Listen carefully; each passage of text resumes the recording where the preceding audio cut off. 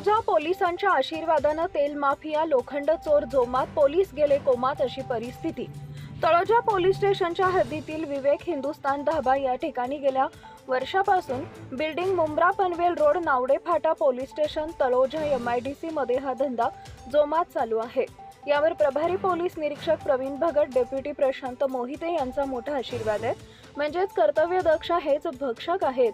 तसेच पोलीस स्टेशनला दर महिन्याला इम्तियाज शेख, नसीम शेख, इम्तियाज अहमद, खाजा शेख, सरफराज, अयूब खान, जलालुद्दीन साहेब, अली खान, हजरत अली, नसीब खान या 5 माफियांचा पोलिसांशी संबंध असल्याचं स्थानिक नागरिक बोलत आहेत।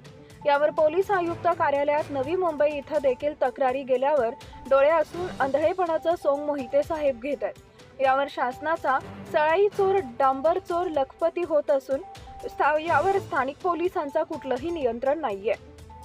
परंतु त्या बीडच्या पोलिसांना दर महिन्याला 8 ते 10 लाख रुपये हप्ता गोळा करण्यासाठी पोलीस निरीक्षक प्रवीण भगत व डेप्युटी प्रशांत मोहिते यांचा आदेश असल्याचं बोललं जात आहे।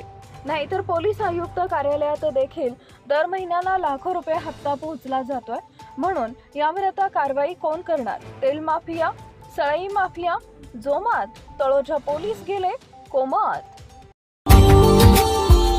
Subscribe now and press the bell icon. Never miss an update.